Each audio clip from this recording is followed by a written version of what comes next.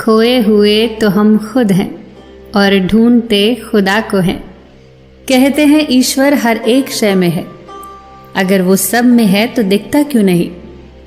हम कोशिश भी तो नहीं करते। अगर वो हम सब में है तो क्यों ना पहले हम खुद की तलाश करें। एक बहुत ही सुंदर कहानी है।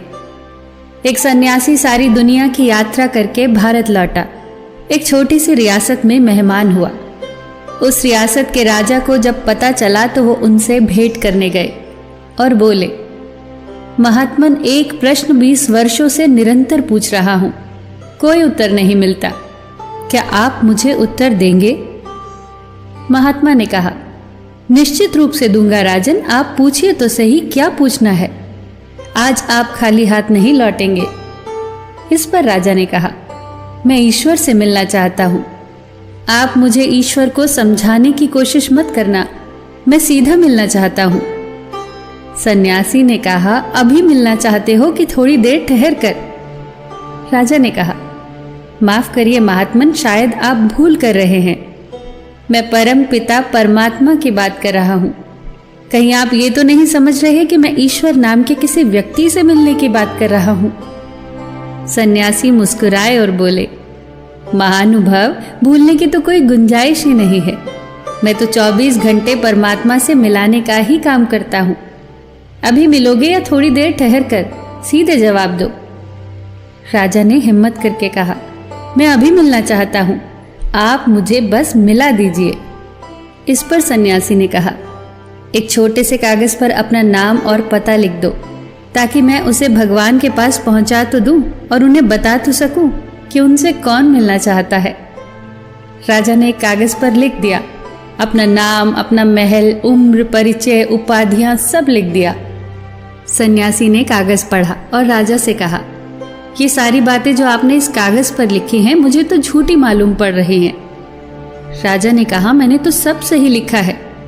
तब सन्यासी ने राजा से कहा, अगर तुम्हारा नाम बदल दिया तो क्या तुम बदल जाओगे?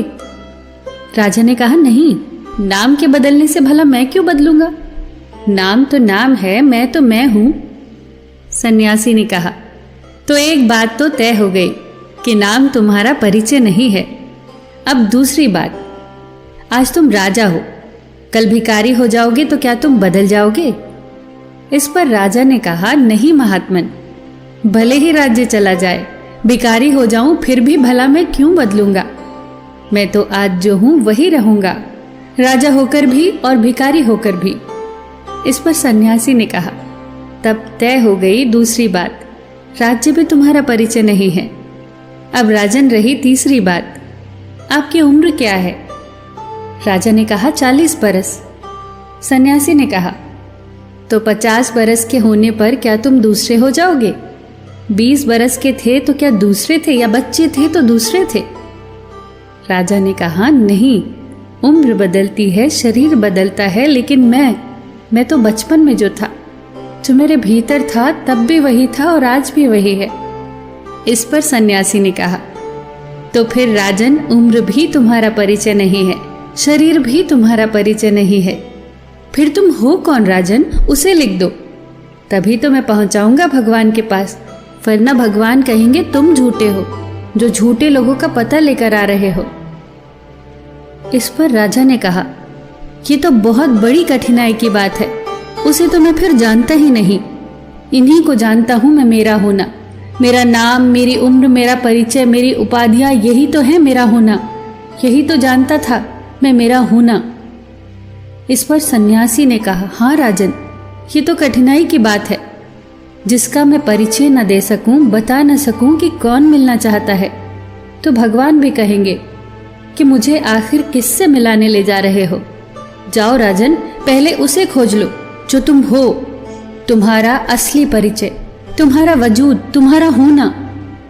और एक बात कहे देता हूं राजन, जिस दिन तुम ये जान लोगे कि तुम कौन हो, उस दिन भगवान को खोजने नहीं आओगे, क्योंकि खुद को जानना ही तो ये जानना है कि परमेश्वर क्या है। भगवान मंदिरों, मूर्तियों में विराजमान नहीं है, भगवान तो हमारी अनुभूति में है, हमारी आत्मा ही भगवान का मंदिर है। कितनी प्यारी पंक्तियां हैं। मैं अपनी इबादत खुद ही कर लूं तो क्या बुरा है, किसी फकीर ने कहा है, मुझ में भी खुदा है। फिर मिलेंगे दोस्तों अगली कहानी के साथ। तब तक के लिए अपना ख्याल रखना और हमेशा मुस्कुराते रहना।